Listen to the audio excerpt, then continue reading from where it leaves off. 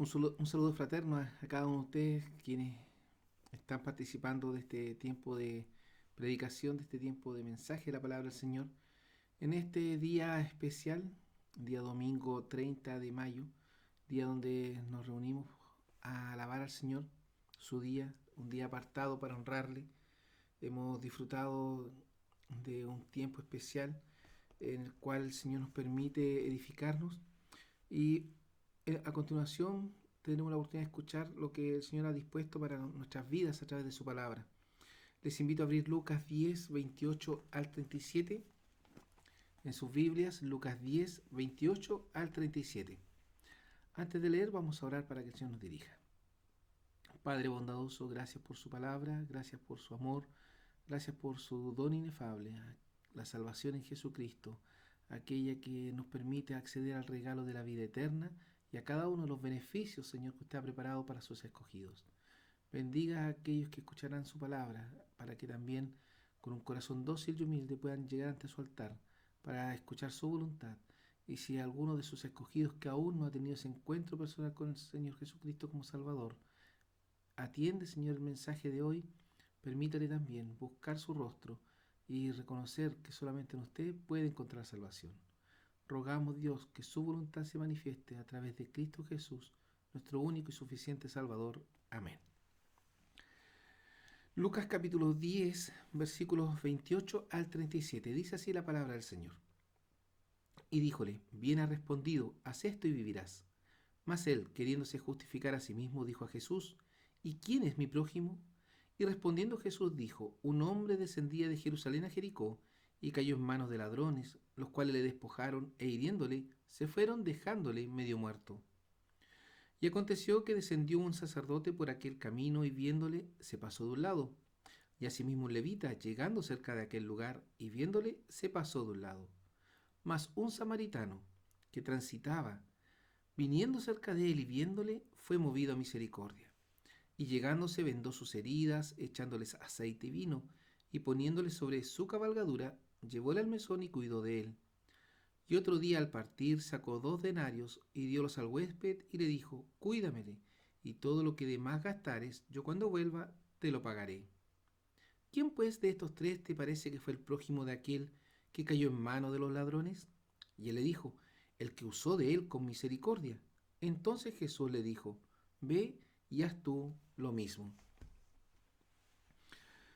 Un doctor de la ley se presenta ante el Señor Jesucristo para inquirir de él, para solicitar de él claridad en algunas cosas, aunque su pregunta, como dice en el versículo 25, era más tentándole para probarle, para saber cuánto sabía, hasta qué punto era el conocimiento que tenía el Señor Jesucristo de lo que él seguramente había escuchado. Pero quiero iniciar con la siguiente introducción. En un mundo invadido por las redes sociales, donde la privacidad ya está pasando a ser cosa del pasado, vemos como muchos, no solamente jóvenes, sino también adultos, se muestran al mundo entero. Muestran sus vacaciones, autos, incluso desarrollando actividades físicas. Muchos tratan de mostrar algo, de ser conocidos. Aquí aparece la palabra influencer. Todos quieren ser influencer. ¿Les suena conocida esa palabra? Alguien que influye con algún juego, algún deporte o algún desafío. Pero ya varios o muchos de estos que tratan de influir han sido descubiertos mostrando fotografías o actividades trucadas, falsas. Se ha dado a conocer que varios desafíos son arreglados solamente para obtener likes, el pulgar hacia arriba.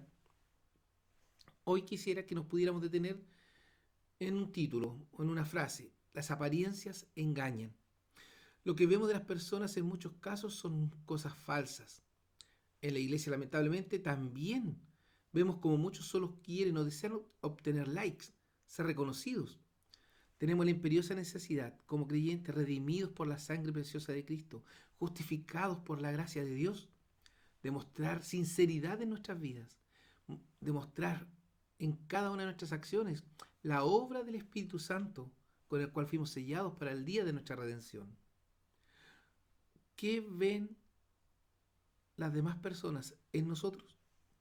Este doctor de la ley se levantó, tentando y diciendo: Maestro, ¿haciendo qué cosa poseeré la vida eterna?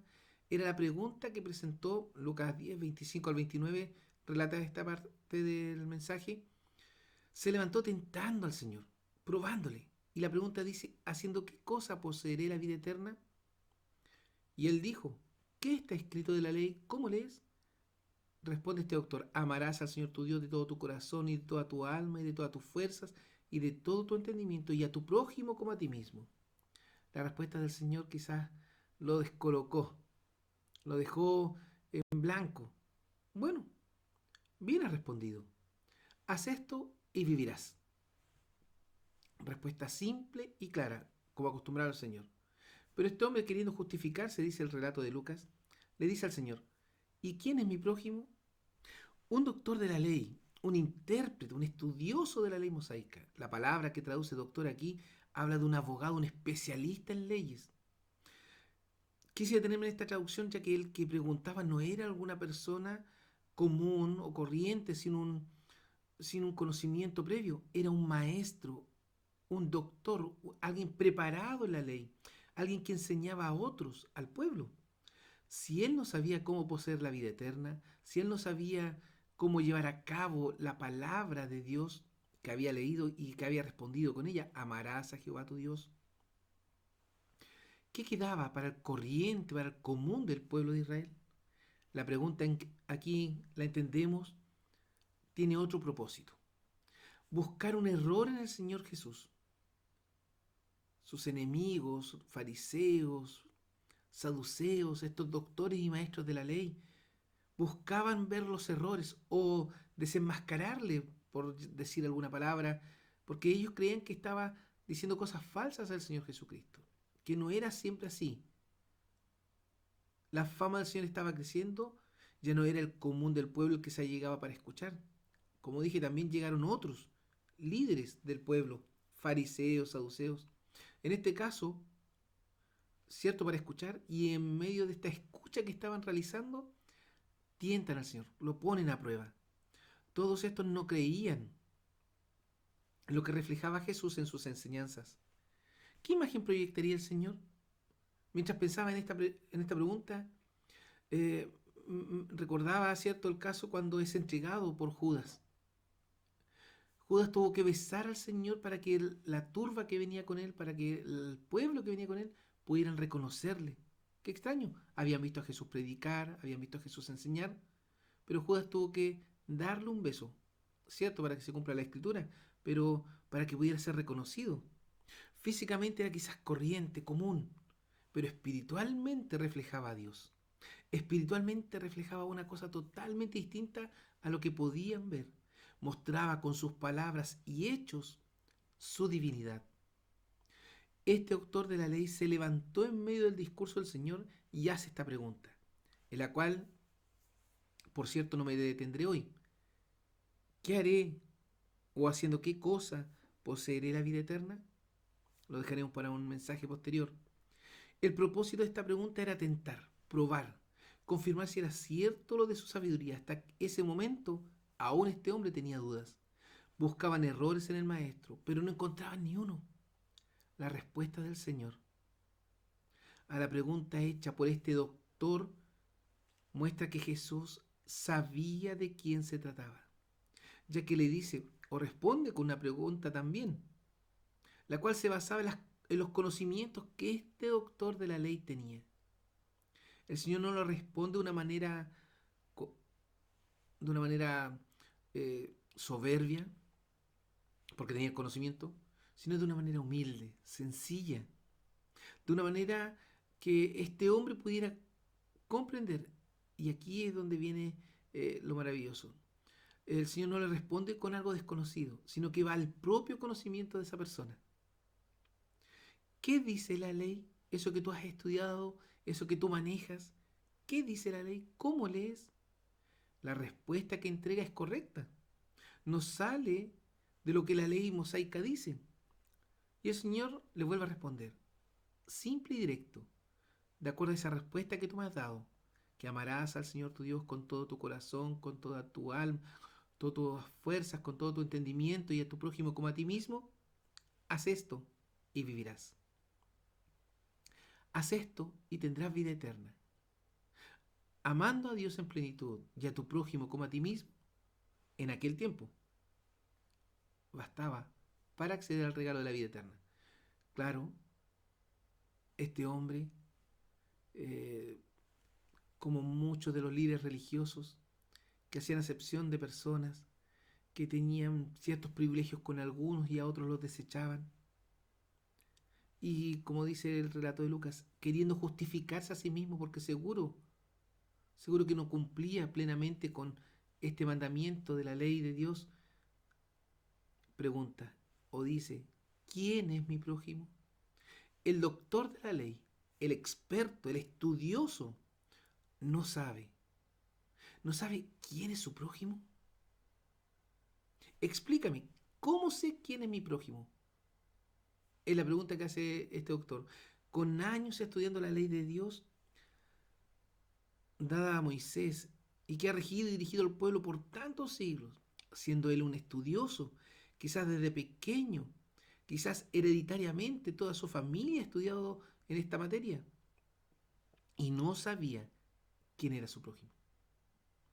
Entendemos el propósito de esta pregunta, querer mostrar que el Señor Jesucristo no era quien decía ser, que no sabía ni podía dar respuesta a algo que un doctor de la ley no podía responder. Si este hombre estudioso no podía responder, menos el Señor Jesús, que no había pasado por ninguna escuela teológica en aquel momento. La respuesta del Señor hoy nos asombra a todos. Y si no causa asombro en nuestras vidas, en nuestras mentes, es porque no hemos dejado al Espíritu Santo de Dios obrar en plenitud y aún no resistimos al amor de Dios, a reflejar en nosotros al Cristo resucitado. ¿Sabemos quién es nuestro prójimo? Muchas veces buscamos al prójimo más lejano o inventamos a un prójimo para atenderle, pero nuestro prójimo está más cerca de lo que creemos. La explicación del Señor Jesús nos muestra esto, que muchas veces queremos mostrar algo que no somos. Este hombre quería mostrarse conocedor, quería mostrarse hacedor de la palabra, pero no estaba cumpliendo con la voluntad de Dios. El Señor Jesucristo, a continuación, inicia un relato. Y respondiendo Jesús dijo, el sacerdote y el levita. Lucas 10, 31 y 32. Y aconteció que descendió un sacerdote por aquel camino y viéndole se pasó de un lado. Y asimismo un levita, llegando cerca de aquel lugar y viéndole se pasó de un lado. El relato que a continuación viene muestra cómo el Señor bondadosamente le quiere explicar con claridad y simpleza quién era su prójimo. Y muestra aquí al sacerdote y el levita. Estos ejemplos que utiliza el Señor son hombres que cumplían un rol importante dentro del pueblo de Israel, así como este doctor de la ley. Ambos ministraban delante de Dios, tenían responsabilidades espirituales para con el pueblo. Los sacerdotes eran quienes entregaban las ofrendas y sacrificios del pueblo delante del altar de Dios. Eran en ese momento los mediadores de, entre Dios y el hombre, o entre el hombre y Dios, porque no cualquier integrante del pueblo podía llevar la ofrenda, la llevaban al sacerdote y el sacerdote la ofrecía, según la ley mosaica que aparece, ¿cierto?, en el Antiguo Testamento. ¿Quiénes eran los levitas? Eran quienes ayudaban a los sacerdotes y llevaban la parte doméstica o manual del templo o del tabernáculo en su momento.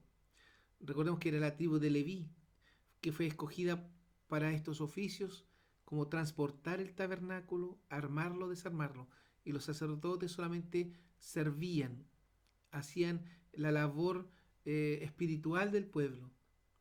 Pero la familia de Aarón, quiero que tengamos esto en mente, fue exclusivamente para el sacerdocio. Debemos recordar algunas leyes que regían a los sacerdotes y levitas. Levíticos 21, 1 al 4. Y Jehová dijo a Moisés, habla a los sacerdotes, hijos de Aarón, y diles que no se contaminen por un muerto en sus pueblos, mas por su pariente cercano así, por su madre, o por su padre, o por su hijo, o por su hermano, o por su hermana virgen, a él cercana, la cual no haya tenido marido, por ella se contaminará. No se contaminará, porque es un príncipe en sus pueblos, haciéndose inmundo. Número 19:11 dice, el que tocare muerto de cualquier persona humana, 7 días será inmundo. A eso se refería la ley también hacia los sacerdotes. Vemos que estos hombres tenían ciertas normativas en cuanto a acercarse a un muerto. Ahora bien, si vamos al relato de Lucas, dice el evangelista que el Señor Jesús incluyó que este hombre asaltado quedó medio muerto. ¿Cómo nosotros sabemos que quedó alguien medio muerto? Cuando miramos y no se mueve. Entendemos que el hombre tiene que haber estado golpeado, con sangre, y al mirarle ya a una distancia prudente, se asimila o se entiende que puede estar muerto porque no hay ninguna reacción.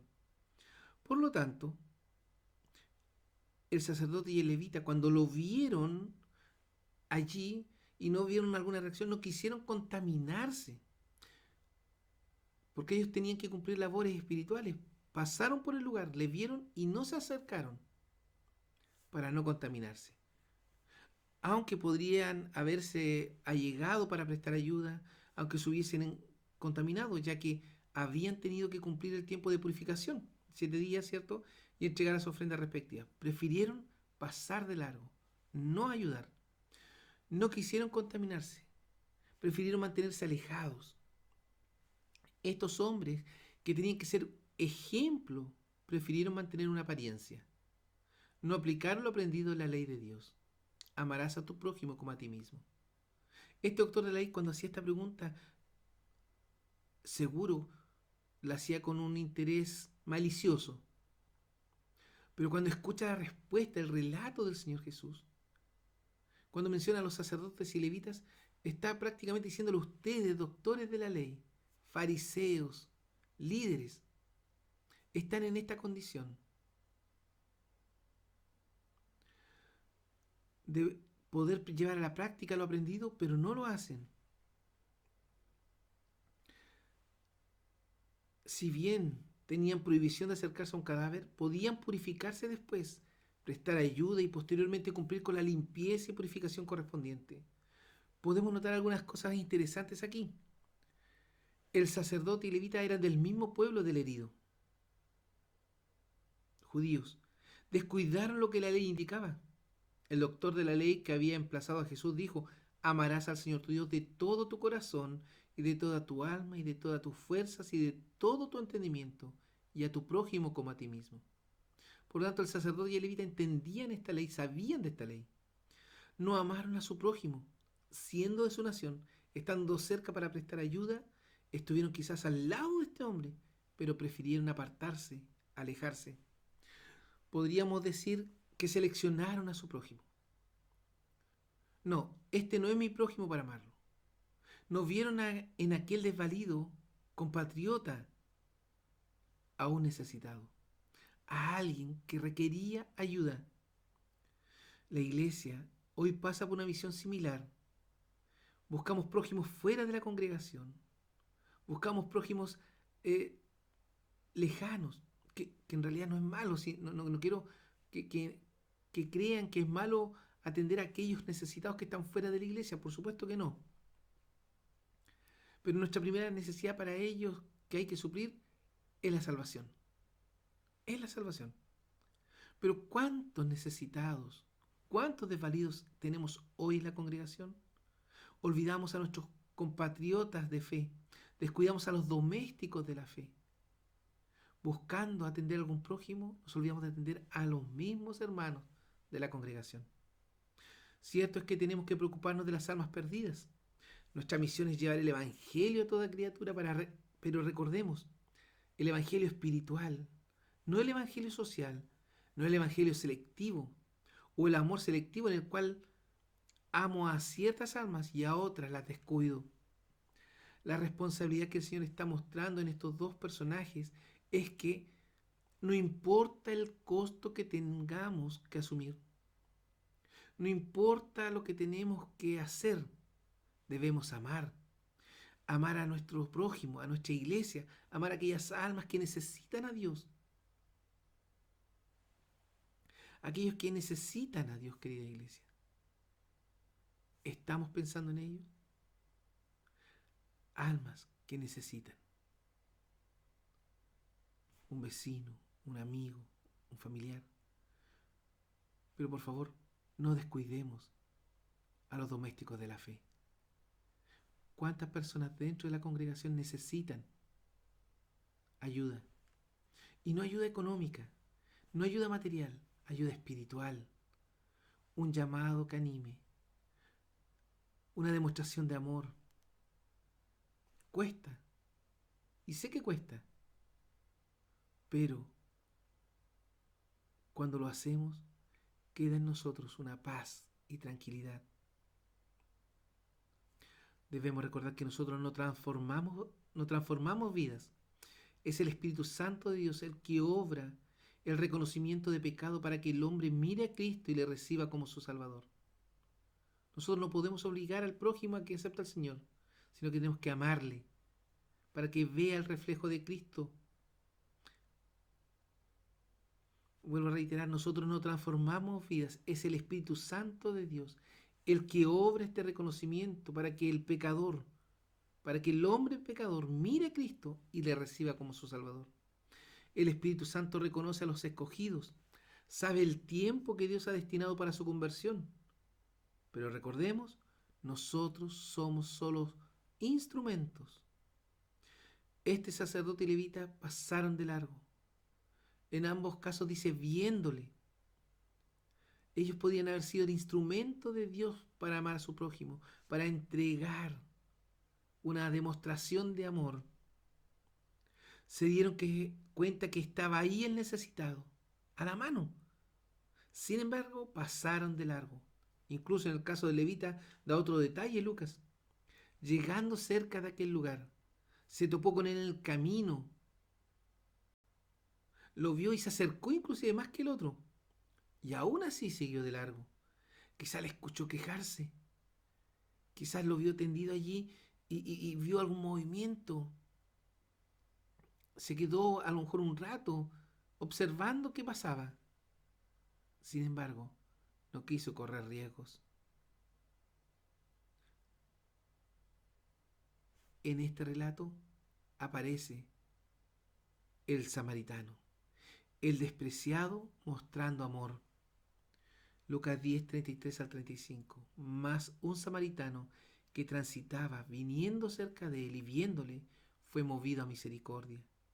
Y llegándose, vendó sus heridas, echándoles aceite y vino y poniéndole sobre su cabalgadura, llevóle al mesón y cuidó de él. Y otro día al partir sacó 2 denarios y diólos al huésped y le dijo, cuídamele, y todo lo que de más gastares yo cuando vuelva te lo pagaré. No logro imaginar las expresiones de los que estaban escuchando al Señor en ese momento.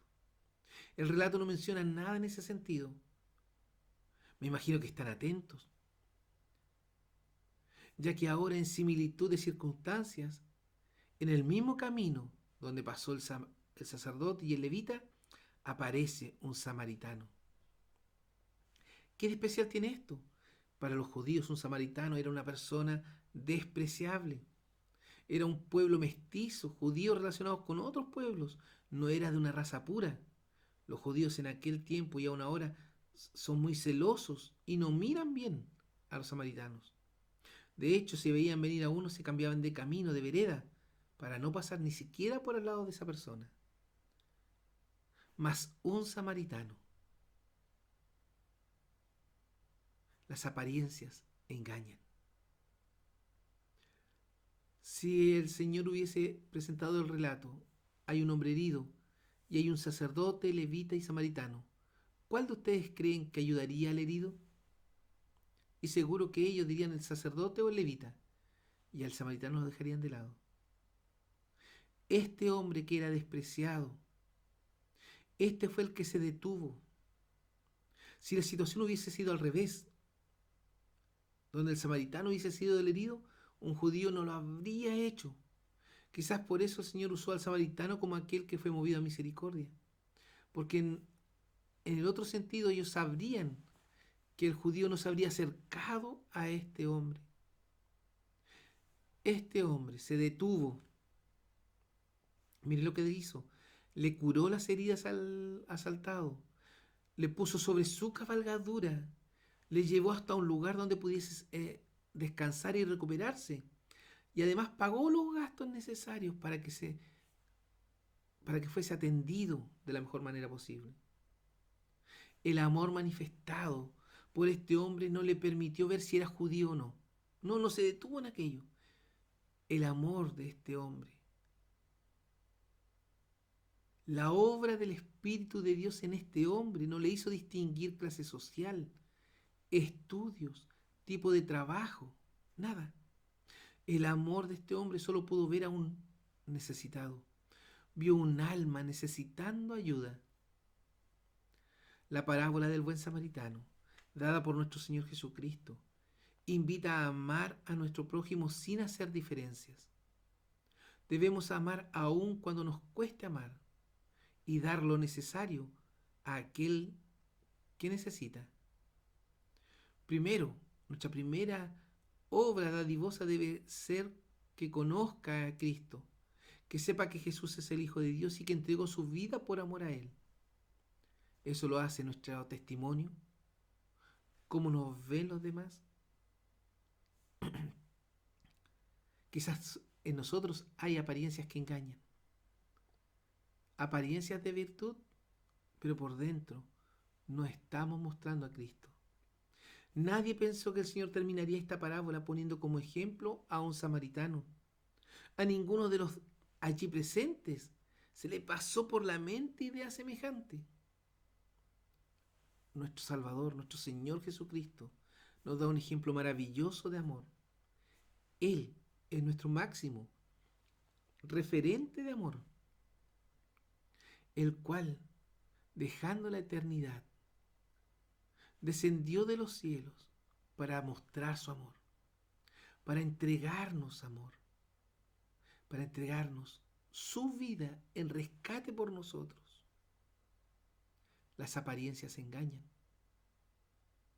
ya que muchos no son capaces aún de ver en Jesús al Hijo de Dios. ¿Puede haber algo bueno en Nazaret?, dijo Natanael, uno de sus discípulos, cuando le avisaron que estaba el Mesías. Jesús es más que el hijo del carpintero.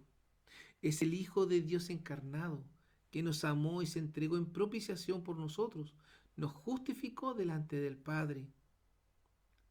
Despreciado y desechado entre los hombres, varón de dolores, experimentado en quebranto, y como que escondimos de él el rostro, fue menospreciado y no lo estimamos. Ciertamente llevó él nuestras enfermedades y sufrió nuestros dolores, y nosotros le tuvimos por azotado, por herido de Dios y abatido. Mas él herido fue por nuestras rebeliones, molido por nuestros pecados. El castigo de nuestra paz sobre él, y por su llaga fuimos nosotros curados. Le vieron nacer en un pesebre humilde y llegó a ser el Salvador de nuestras almas.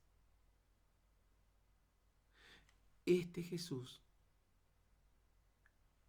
es el que da a conocer a este autor de la ley quién es su prójimo.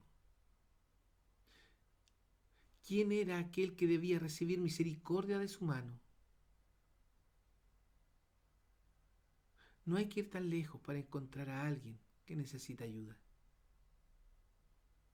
Hoy hay muchos que necesitan una palabra de aliento, un tiempo de conversación, una oración, el compartir un texto bíblico.